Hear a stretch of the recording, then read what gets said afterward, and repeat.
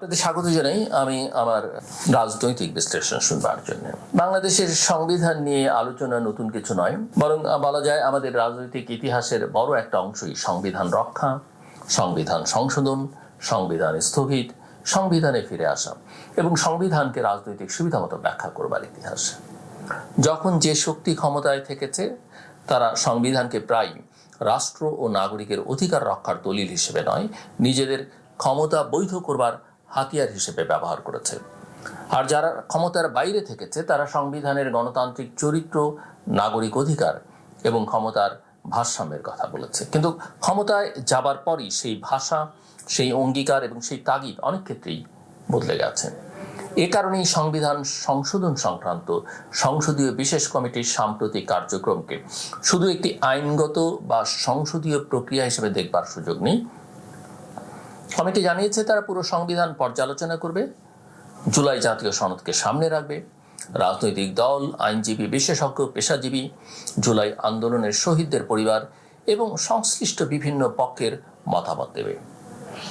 শুনতে নিঃসন্দেহে ইতিবাচক। একটা দেশের সংবিধান সংশোধনের আগে পুরো দলিলের সঙ্গে প্রস্তাবিত পরিবর্তনগুলোর সামঞ্জস্য যাচাই করা জরুরি।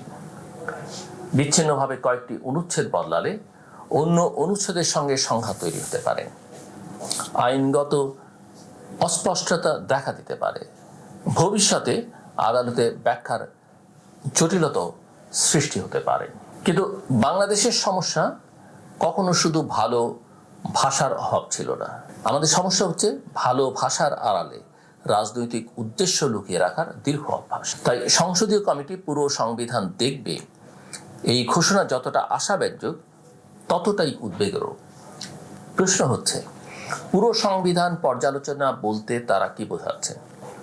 জুলাই জাতীয় সনদে জনগণের সামনে যে সংস্কারের অঙ্গীকার করা হয়েছিল সেগুলোকে সামঞ্জস্যপূর্ণভাবে সংবিধানে যুক্ত করা, নাকি সেই সুযোগে রাজনৈতিক সুবিধা অনুযায়ী নতুন বিষয় যোগ করা, কিছু বিষয় বাদ দেয়া এবং কিছু সংস্কারকে এমনভাবে পুনর্লিখন করা যাতে মূল উদ্দেশ্যই দুর্বল হয়ে যায়? এই উদ্বেগ আমার কাছে মনে হয় অবলোক নয়, কারণ কমিটির পক্ষ থেকে জুলাই সনদের পাশাপাশি ক্ষমতাসীন বিএনপির নির্বাচনী ইশতেহারকেও বিবেচনায় নেওয়ার কথা বলা হয়েছে এবং আমার কাছে এটা যৌক্তিকও মনে হয়। কোনো রাজনৈতিক দলের নির্বাচনী ইশতেহার অবশ্যই গুরুত্বপূর্ণ। নির্বাচনে বিজয়ী দল তার ইশতেহার বাস্তবায়নে রাজনৈতিক অঙ্গীকার রাখে, মানে এটা তার অঙ্গীকার ছিল, এই অধিকারটা তার আছে। কিন্তু একটা দলীয় ইশতেহার এবং একটি জাতীয় ঐকমত্যের দলিল আবার এক জিনিসও নয়। জুলাই সনদ যদি বিভিন্ন রাজনৈতিক দল, সংস্কার কমিশন, নাগরিক সমাজ এবং গণ অভ্যুত্থানের আকাঙ্ক্ষার সমন্বয়ে তৈরি করা হয়ে থাকে, তাহলে সেটির অবস্থান একটা দলের ইশতেহারের চেয়ে আলাদা। একটা দল সংসদে সংখ্যাগরিষ্ঠতা পেতে পারে, কিন্তু সংখ্যাগরিষ্ঠতা তাকে ইতিহাস, গণভোট এবং জাতীয় ঐকমত্যের উপর একক মালিকানা দেয়। এটা খুব পরিষ্কার কথা এবং এখানেই মূল রাজনৈতিক বিরোধটি তৈরি হয়েছে। জুলাই জাতীয় সনদ বাস্তবায়নের জন্য সংবিধান সংস্কার পরিষদ গঠনের ধারণা ছিল। নির্বাচিত সংসদ সদস্যরা একই সঙ্গে সেই পরিষদের সদস্য হিসেবে দায়িত্ব পালন করবেন এবং নির্দিষ্ট সময়ের মধ্যে সংস্কারগুলো সংবিধানে অন্তর্ভুক্ত করবেন, এমন একটা পথ সামনে আনা হয়েছিল। বিরোধী দলগুলোর একটি অংশ সেই প্রক্রিয়াকে জনগণের গণভোটে দেয়া রায়ের স্বাভাবিক পরিণতি হিসেবে দেখছে। অন্যদিকে ক্ষমতাসীন পক্ষ বলছে, বিদ্যমান সংবিধানের অধীনে জাতীয় সংসদই সংবিধান সংশোধনের বৈধ প্রতিষ্ঠান। সংবিধানে যার অস্তিত্ব নেই এমন কোনো সংস্কার পরিষদ গঠন করে সংবিধান বদলানো আইনগতভাবে টেকসই হবে না। দুই পক্ষের যুক্তির মধ্যেই বিবেচনার উপাদান আছে। একটি রাষ্ট্রের সংবিধান পরিবর্তন অবশ্যই আইনগত নিশ্চয়তার মধ্য দিয়ে হওয়া প্রয়োজন। বিপ্লবী আবেগ দিয়ে সরকার বদলানো সম্ভব, কিন্তু স্থায়ী রাষ্ট্র কাঠামো পরিচালনা করতে হয় আইনি বিধান, প্রাতিষ্ঠানিক শৃঙ্খলা এবং জনসম্মতির ভিত্তিতে। একইভাবে বিদ্যমান সংবিধানের বিধানকে ঢাল বানিয়ে গণ অভ্যুত্থানের রাজনৈতিক ম্যান্ডেট এবং গণভোটের রায়কে নিষ্ক্রিয় করাও গ্রহণযোগ্য হতে পারে না। সংবিধানের বৈধতা শেষ পর্যন্ত জনগণের সার্বভৌম ইচ্ছা থেকেই আসে। সংবিধান জনগণকে সৃষ্টি করেনি, জনগণই সংবিধান সৃষ্টি করেছে। কাজেই সংবিধানবাদ এবং জনসার্বভৌমত্বকে মুখোমুখি দাঁড় করানোর বদলে দুটিকে সমন্বয় করার পথ খুঁজতে হবে। কিন্তু আমরা এখন যে পরিস্থিতি দেখছি সেখানে সেই সমন্বয়ের বদলে ক্রমেই রাজনৈতিক অবস্থান শক্ত হয়ে উঠছে। ক্ষমতাসীনদের নেতৃত্বে গঠিত বিশেষ সংসদীয় কমিটিতে প্রধান বিরোধী দল ও তাদের মিত্ররা যোগ দেয়নি। বিরোধী পক্ষের জন্য আসন খালি রাখা হয়েছে, তাদের মতামত নেবার কথাও বলা হচ্ছে। কিন্তু কোনো সাংবিধানিক পরিবর্তনের প্রক্রিয়ায় বিরোধী দলের শারীরিক অনুপস্থিতি শুধু কয়েকটি চেয়ার খালি থাকার বিষয় নয়, এটি প্রক্রিয়ার রাজনৈতিক বৈধতার প্রশ্ন। সংবিধান কেবল সংখ্যাগরিষ্ঠের শাসন পরিচালনার নিয়ম নয়, সংবিধান একই সঙ্গে সংখ্যাগরিষ্ঠের ক্ষমতা সীমিত করবার ব্যবস্থাও। সংখ্যালঘু রাজনৈতিক মত, বিরোধী দল, নাগরিকের মৌলিক অধিকার, বিচার বিভাগের স্বাধীনতা এবং সাংবিধানিক প্রতিষ্ঠানের স্বায়ত্তশাসন রক্ষা করাই আধুনিক সংবিধানের অন্যতম উদ্দেশ্য। ফলে সরকারি দল তার সংসদীয় সংখ্যাগরিষ্ঠতা ব্যবহার করে একা সংবিধান সংশোধন করলে সেটি আইনগতভাবে পাশ হতে পারে, কিন্তু জাতীয়ভাবে গ্রহণযোগ্য নাও হতে পারে। আবার বিরোধী দল যদি শুধু প্রক্রিয়াটির নাম বা কাঠামো নিয়ে আপত্তি জানিয়ে পুরো আলোচনা বর্জন করে, তাহলেও তারা জনগণের অর্পিত দায়িত্ব পুরোপুরি পালন করছে কিনা সেই প্রশ্নটা থাকবে। বিরোধী দলকে তাই কেবল বর্জনের রাজনীতিতে আটকে থাকলে চলবে না, তাদের সংসদে গিয়ে বলতে হবে জুলাই সনদের কোন কোন বিশেষ বিষয়ে তারা আপোস করবে না, গণভোটের রায় কিভাবে বাস্তবায়ন করতে চায় এবং কোন আইনগত পথে সংস্কারকে স্থায়ী করা সম্ভব। তাদের বিকল্প খসড়া দিতে হবে, অনুচ্ছেদ ধরে অবস্থান জানাতে হবে। শুধু সংস্কার পরিষদের দাবি করলেই দায়িত্ব শেষ হয় না। সেই পরিষদ কিভাবে আইনগত স্বীকৃতি পাবে, তার সিদ্ধান্তের বিচারিক বৈধতা কি হবে এবং ভবিষ্যৎ সংসদ সেটি পরিবর্তন করতে পারবে কিনা, এসব প্রশ্নেরও উত্তর প্রয়োজন। একইভাবে সরকারও বিরোধীদের জন্য কয়েকটি আসন খালি রেখে বলতে পারে না যে দরজা খোলা আছে, আপনারা না এলে আমাদের কিচ্ছু করবার নেই। জাতীয় ঐকমত্য সৃষ্টির দায়িত্ব সবচেয়ে বেশি সরকারের, কারণ রাষ্ট্রীয় ক্ষমতা, সংসদীয় সংখ্যাগরিষ্ঠতা এবং প্রক্রিয়া পরিচালনার কর্তৃত্ব তার হাতে। সরকারকে প্রয়োজনে কমিটির কাঠামো বদলাতে হবে, বিরোধী দলের সঙ্গে সরাসরি রাজনৈতিক সংলাপে বসতে হবে এবং সিদ্ধান্ত গ্রহণে এমন পদ্ধতি তৈরি করতে হবে যাতে কেবল সংখ্যাগরিষ্ঠ ভোট দিয়ে মৌলিক সাংবিধানিক প্রশ্ন নিষ্পত্তি করা না যায়। বিশেষ কমিটি যদি সত্যি জাতীয় কমিটি হতে চায়, তাহলে সেখানে সরকারি ও বিরোধী পক্ষের কার্যকর ভারসাম্য প্রয়োজন। সংসদে আসনের সংখ্যার অনুপাতে সদস্য নেওয়া স্বাভাবিক সংসদীয় কমিটিতে গ্রহণযোগ্য হতে পারে, কিন্তু সংবিধানের মৌলিক পুনর্বিন্যাসের ক্ষেত্রে সাধারণ সংখ্যাগরিষ্ঠতার যুক্তি যথেষ্ট নয়।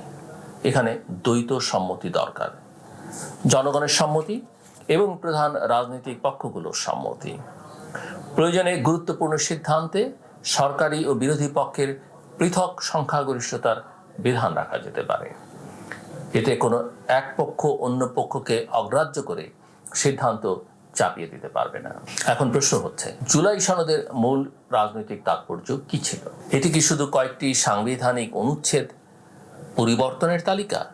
নিশ্চয়ই নয়। জুলাইয়ের অভিজ্ঞতা আমাদের দেখিয়েছে, কাগজে গণতান্ত্রিক সংবিধান থাকলেও ক্ষমতা যদি এক ব্যক্তি, এক পরিবার, এক দল বা একটি কেন্দ্রীয় কার্যালয়ের হাতে জমা হয়, তাহলে রাষ্ট্রের সব প্রতিষ্ঠান ধীরে ধীরে অর্থহীন হয়ে পড়ে। সংসদ থাকে কিন্তু বিতর্ক থাকে না, নির্বাচন কমিশন থাকে কিন্তু নির্বাচন প্রতিযোগিতামূলক থাকে না, আদালত থাকে কিন্তু নাগরিকের আস্থা হয়ে যায়, পুলিশ থাকে কিন্তু আইন প্রয়োগের বদলে রাজনৈতিক নির্দেশ পালন করে, সংবাদ মাধ্যম থাকে কিন্তু সত্য বলার জায়গা সংকুচিত হয়, সংবিধানে মৌলিক অধিকার থাকে অথচ ভিন্নমত প্রকাশ বিপজ্জনক হয়ে ওঠে। তাই জুলাই সনদের উদ্দেশ্য হওয়া উচিত ছিল এমন একটি রাষ্ট্র কাঠামো নির্মাণ করা যেখানে কোনো ভবিষ্যৎ সরকার, সে বিএনপি, জামায়াত, এনসিপি, আওয়ামী লীগ কিংবা অন্য কোনো দলই হোক, চাইলেই সব প্রতিষ্ঠান নিয়ন্ত্রণ করতে না পারে।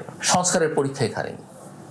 কোন দল ক্ষমতায় আছে তা দিয়ে সংস্কারের মান নির্ধারিত হবে না, বরং ক্ষমতায় থাকা দল নিজের ক্ষমতা কতটা সীমিত করতে প্রস্তুত সেটিই হবে সংস্কারের সবচেয়ে বড় মাপকাঠি। প্রধানমন্ত্রীর মেয়াদ সীমা, নির্বাহী ক্ষমতার ভারসাম্য, রাষ্ট্রপতির ভূমিকা, দ্বিকক্ষ বিশিষ্ট সংসদ, সংসদীয় কমিটির কার্যকারিতা, ৭০ অনুচ্ছেদের সংস্কার, বিচারক নিয়োগের স্বচ্ছতা, নির্বাচন কমিশনের স্বাধীনতা, জরুরি অবস্থা ঘোষণার সীমা এবং সাংবিধানিক প্রতিষ্ঠানের নিয়োগ এসব কোনো বিচ্ছিন্ন কারিগরি বিষয় নয়। এগুলো একই সমস্যার বিভিন্ন দিক। সেই সমস্যা হচ্ছে অতিরিক্ত কেন্দ্রীভূত নির্বাহী ক্ষমতা। আমাদের দেশে রাষ্ট্রপতি অনেকটা আনুষ্ঠানিক পদে পরিণত হয়েছেন।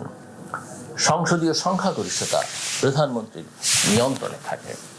দলের সংসদ সদস্যরা স্বাধীনভাবে ভোট দিতে পারেন না। মন্ত্রিসভা প্রায় সম্মিলিত সিদ্ধান্ত গ্রহণের প্রতিষ্ঠানের বদলে প্রধানমন্ত্রীর অনুমোদনকারী পরিসরে পরিণত হয়। আর সাংবিধানিক প্রতিষ্ঠানগুলোর নিয়োগ প্রক্রিয়ায় নির্বাহী বিভাগের প্রভাব থাকে।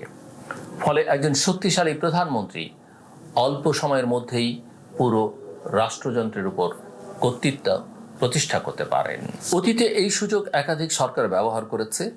গত ১.৫ দশকে এর সবচেয়ে ভয়াবহ ও পূর্ণাঙ্গ রূপ আমরা দেখেছি।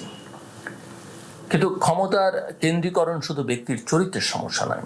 আমরা প্রায়ই মনে করি ভালো একজন মানুষ ক্ষমতায় গেলে প্রতিষ্ঠান ভালো চলবে।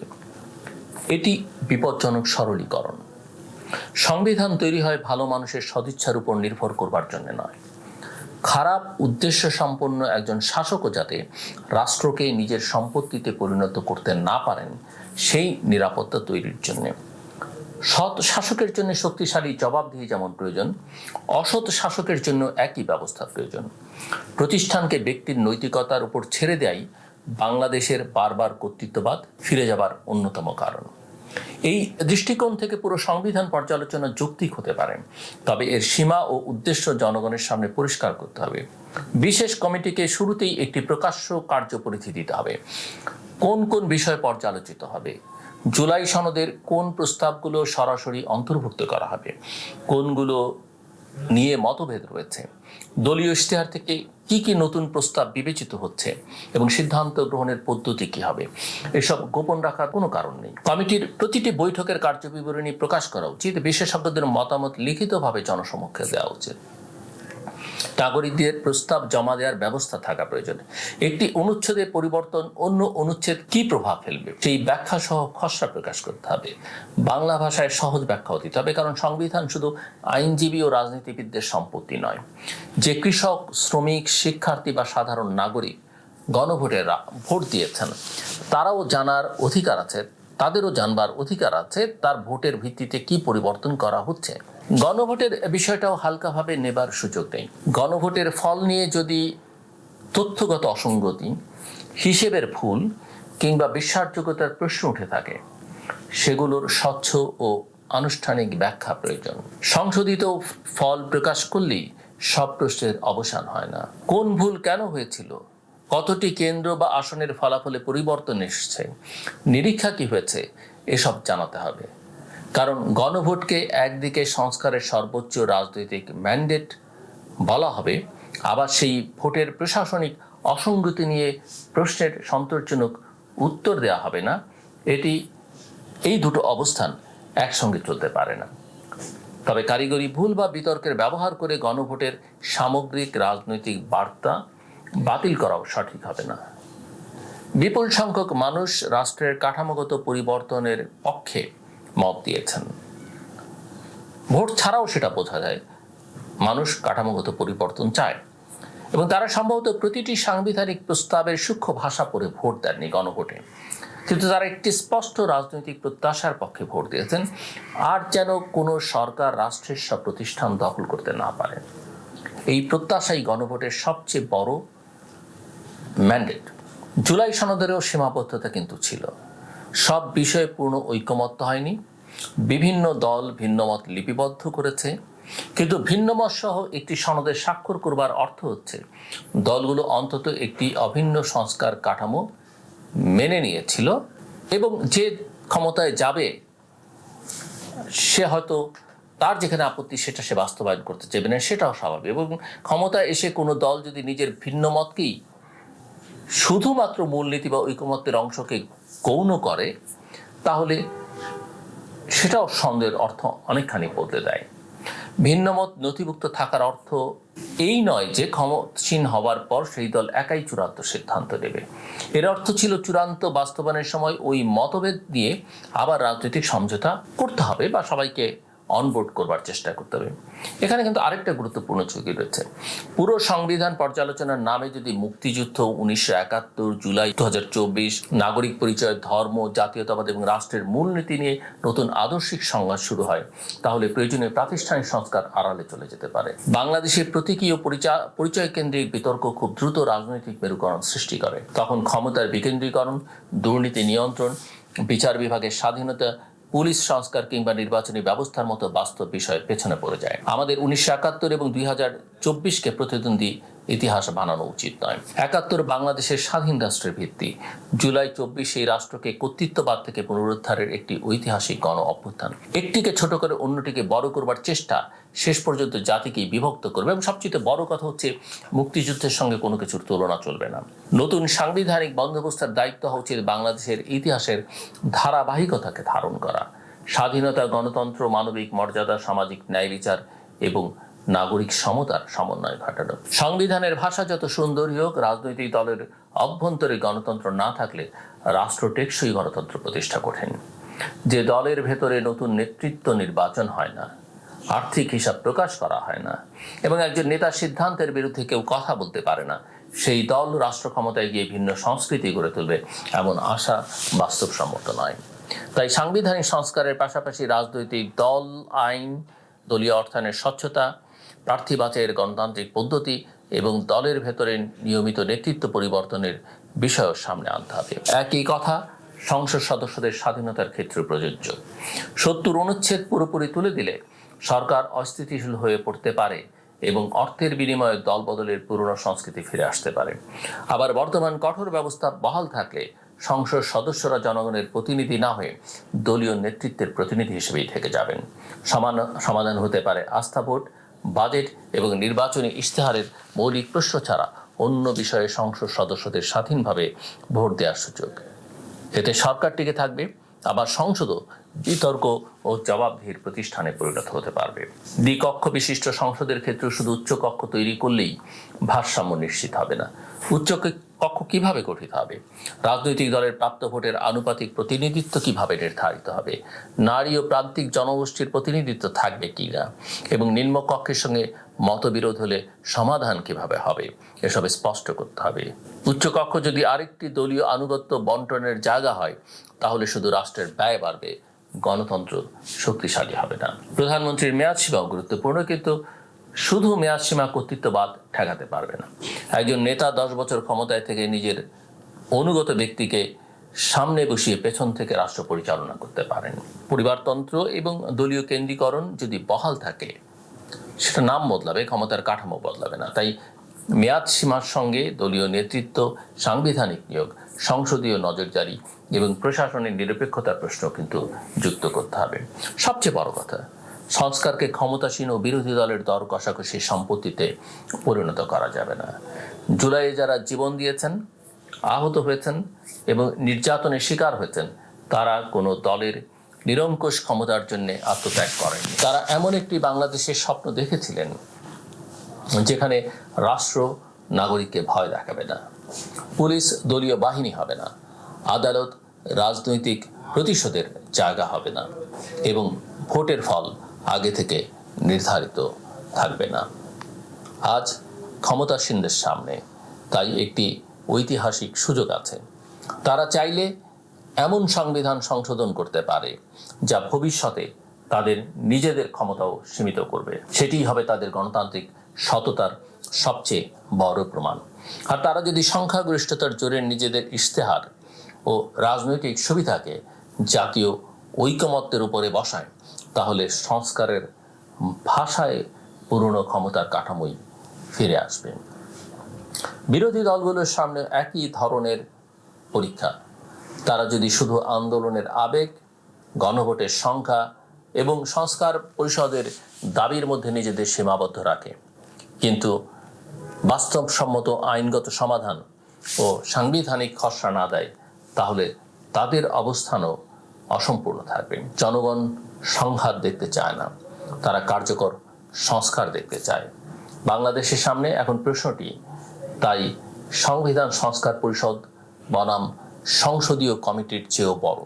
প্রশ্ন হচ্ছে, আমরা কি এমন একটি রাজনৈতিক বন্দোবস্ত তৈরি করতে পারবো যেখানে ক্ষমতার পালাবদল হলেও গণতন্ত্রের নিয়ম পাল্টাবে না, নাকি প্রতিবার নতুন ক্ষমতাসীন দল এসে নতুন ভাষায় পুরনো কর্তৃত্ব প্রতিষ্ঠা করবে? সংবিধানকে শুধু সংশোধন করলে হবে না, ক্ষমতার সংস্কৃতিও সংশোধন করতে হবে।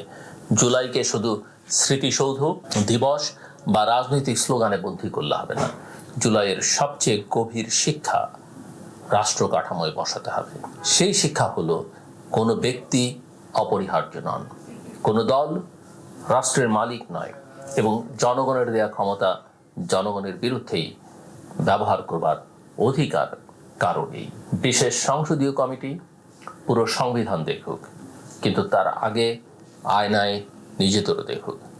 তারা কি সত্যি ভবিষ্যৎ স্বৈরতন্ত্রের পথ বন্ধ করতে চায়, নাকি শুধু ভবিষ্যৎ ক্ষমতার পথ নিজেদের জন্য নিরাপদ করতে চায়? এই একই প্রশ্নের উত্তরে নির্ধারিত হবে বাংলাদেশে এবার সত্যিকার অর্থে সংবিধান সংস্কার হচ্ছে, নাকি ক্ষমতা আবারও নতুন পোশাক পরে ফিরে আসছে। আমার কথা শুনবার জন্য অসংখ্য ধন্যবাদ আপনাদের। সবার জন্য শুভকামনা।